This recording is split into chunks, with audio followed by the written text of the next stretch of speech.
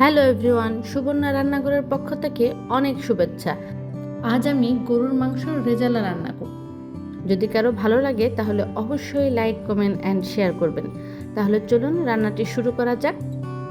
প্রথমে আমি একটি ফ্রাই প্যানে কিছু গরম মশলা নিচ্ছি 2টি তেজপাতা, 4-5টি ছোট এলাচ, 3-4টি দারচিনি, কিছু লবঙ্গ, গোলমরিচ আর নিচ্ছি একটি বড় কালো এলাচ।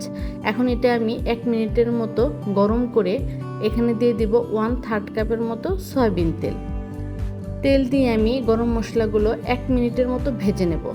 যখন এটা থেকে একটা অ্যারোমা বের হবে তখন আমি এখানে দিয়ে দিব 1 কাপের মতো পেঁয়াজ কুচিগুলো অবশ্যই হালকা বাদামি করে ভেজে নেব। বেশি ভাজতে যাবেন না, তাহলে কিন্তু পেঁয়াজগুলো কালো হবে আর রেজালাটা দেখতে কালো আসবে। এইরকম ভাজা হওয়ার পরে আমি এখানে দিয়ে দিব 1/3 কাপের মতো আদা বাটা, 1/3 কাপের মতো রসুন বাটা আর 1/3 কাপের মতো পেঁয়াজ বাটা। এই বাটা মশলাগুলো আমি 1 মিনিটের মতো ভেজে নেব, যাতে বাটা মশলা কাঁচা গন্ধটা চলে যায়। এখন আমি দিয়ে দিচ্ছি 2 টেবিল চামচের মতো লাল মরিচের গুঁড়া, 1 টেবিল চামচের মতো ধনিয়া গুঁড়া, 1 টেবিল চামচের মতো জিরা গুঁড়া আর দিয়ে দিচ্ছি 2 টেবিল চামচের মতো লবণ। দিয়ে আমি মশলাটা খুব ভালোভাবে নেড়েচেড়ে মিশিয়ে নেব। আর সাথে দিয়ে দেখব একটু গরম পানি। অবশ্যই আপনারা একটু গরম পানি দিবেন যাতে মশলাটা নিচে লেগে না যায়। আর সব সময় মাংস রান্নার ক্ষেত্রে গরম পানি ব্যবহার করবেন। এখন মশলাটা খুব ভালো করে মিশিয়ে আমি এখানে দিয়ে দেব 1 কাপের মতো টক দইটা অবশ্যই চামচ দিয়ে ভালো করে ফেটে নেবেন। আর এই সময় চুলার আঁচটা একটু বাড়িয়ে দিবেন। টক দইটা খুব ভালো করে মশলার সাথে মিশিয়ে এখানে 1 টেবিল চামচের মতো কাজু বাদাম আর কিশমিশ বাটা দিবেন। এটা আমি 1 ঘন্টার মতো ভিজিয়ে রেখে ব্লেন্ডারে ব্লেন্ড করে নিয়েছি। এখন খুব ভালো করে মশলাটা কষিয়ে নেব। এই মশলাটা কষানোর উপরেই তরকারির টেস্টটা ডিপেন্ড করে। অবশ্যই মশলাটা খুব ভালো করে কষাতে হবে। যখন মশলার উপর থেকে তেল ভেসে উঠবে তখন মশলাটা পারফেক্টলি কষানো হবে। মশলার উপরে তেল ভেসে উঠেছে, এখন আমি এখানে দিয়ে দেব গরুর মাংস। আমি অবশ্যই গরুর মাংসগুলো রেগুলার কাট করে নিয়েছি, সাথে তেল, চর্বি, হাড়, কলিজা সব কিছু মিশিয়ে নিয়েছি। এখন আমি মশলাটার সাথে খুব ভালো করে গরুর মাংসটা মিশিয়ে দেব। আর এখন আমি কোনো রকম পানি অ্যাড করব না। এই মাংস থেকে যে পানি উঠবে সেই পানি দিয়ে আমি মাংসটা খুব ভালো করে কষিয়ে নেব। মশলার সাথে মিশানোর পরে এটা আমি ঢাকনা দিয়ে ঢেকে 5 মিনিটের মতো অপেক্ষা করছি। 5 মিনিট পর ফিরে আসলাম। দেখতে পাচ্ছেন একটু একটু পানি উঠেছে, আরও পানি উঠবে। এখন আমি ভালো করে মাংসটা নেড়ে চেড়ে দিচ্ছি।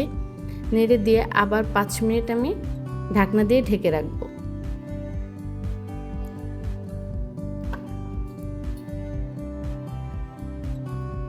পাঁচ মিনিট পর দেখতে পাচ্ছেন আরও পানি বের হয়েছে।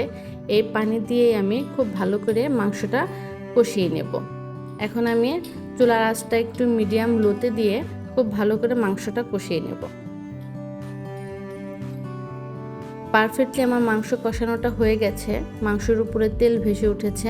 এখন মাংসটা খুব ভালো করে নেড়ে চেড়ে আমি ফুটন্ত গরম পানি দিয়ে দিব। অবশ্যই আপনারা ফুটন্ত গরম পানি দিবেন, তাহলে মাংসটা খুব দ্রুত সিদ্ধ হয়ে যাবে। তা না হলে মাংস সিদ্ধ হতে অনেক সময় লাগবে। আর এখন মাংসটা খুব ভালো করে নেড়ে চেড়ে আমি 25 মিনিটের মতো ঢাকনা দিয়ে রান্না করব। আর এই সময় চুলার আঁচটা মিডিয়ামে থাকবে।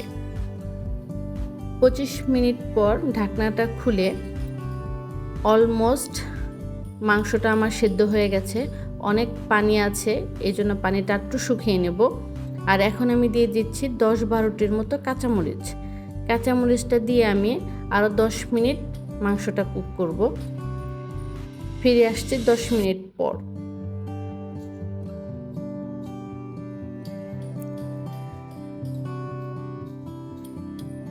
দশ মিনিট পর ফিরে এসেছি। পারফেক্টলি আমার গরুর মাংস রেজালাটা হয়ে গেছে। মাংসের কালারটা অসাধারণ হয়েছে। আপনারা যদি এই পদ্ধতিতে গরুর মাংস রেজালা রান্না করেন তাহলে অবশ্যই আপনারা বাহিরের থেকে আর গরুর মাংস রেজালা কিনতে হবে না। এই গরুর মাংস রেজালাটাও খুবই ভালো হয়েছিল, খুবই সুস্বাদু হয়েছিল। বাসার সবাই খুব পছন্দ করেছে। আপনারা অবশ্যই বাসায় ট্রাই করবেন, আর কেমন হলো অবশ্যই আমাকে কমেন্টস বক্সে জানাবেন। আজ এ পর্যন্তই। আল্লাহ হাফেজ।